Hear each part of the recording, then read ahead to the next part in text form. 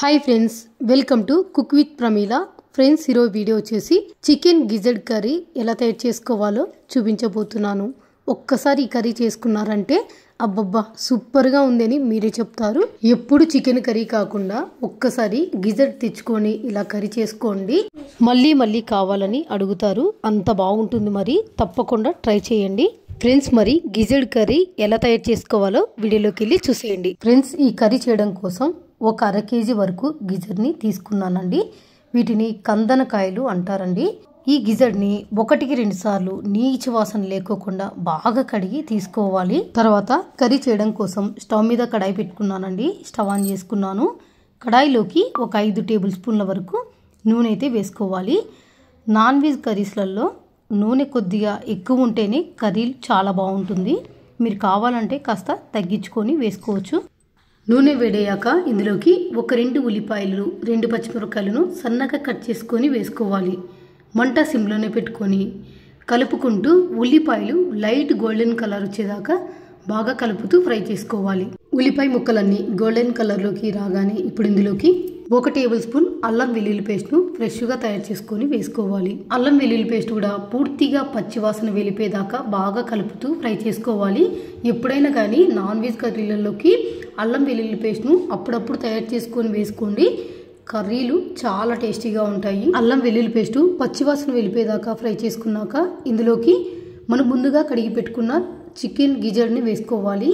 మంట సిమ్లోనే పెట్టుకొని ఈ గిజర్ అంతా ఈ ఆయిల్లో బాగా కలిసేటట్లు కలుపుకోవాలి. అంతా ఇలా కలుపుకున్నాక ఇందులోకి ఒక 1/2 టీ స్పూన్ పసుపు, రుచికి తగ్గట్లు కల్లుప్పు వేసుకొని అంత ఒకసారి బాగా కలిసేటట్లు కలుపుకోవాలి. ఇలా అంతా బాగా కలుపుకున్న తర్వాత మీడియం ఫ్లేమ్లో కడాయికి మూత పెట్టుకొని ఆయిల్లో బాగా ఫ్రై చేసుకోవాలి. మధ్యలో ఒకసారి మూత ఓపెన్ చేసి చూపిస్తున్నాను చూడండి. ఆ గిజర్లోంచి నీళ్ళన్నీ ఈ విధంగా ఊరినాయండి. ఇప్పుడు మంట సిమ్లోనే పెట్టేసుకొని ఈ నీళ్ళని పూర్తిగా ఇంకిపోయి ఆయిల్ పైకి వచ్చేదాకా మూత పెట్టేసుకొని మధ్య మధ్యలో కలుపుతూ ఫ్రై చేసుకోవాలి. ఇలా చికెన్ గిజర్లోంచి నీళ్ళన్నీ ఇంకిపోయి ఆయిల్ ఇలా పైకి వచ్చిన తర్వాత ఇందులోకి ఒక 2 టమోటాలను మెత్తగా మిక్సీ పట్టుకొని వేసుకోవాలి. ఇందులో కారం 1.5 టీ స్పూన్ వరకు కారం వేస్తున్నాను. లేదంటే మీ రుచికి తగ్గట్టు కారం వేసుకోండి. ఇందులో ఒక 1/2 టీ స్పూన్ ధనియా పౌడర్, 1 టీ స్పూన్ చికెన్ మసాలా, ఒక 1/2 టీ స్పూన్ గరం మసాలా వేసుకొని మంట సిమ్లోనే పెట్టుకొని ఈ చికెన్ గిజర్డ్కి ఈ మసాలాలన్నీ బాగా పట్టేటట్లు కలుపుకోవాలి.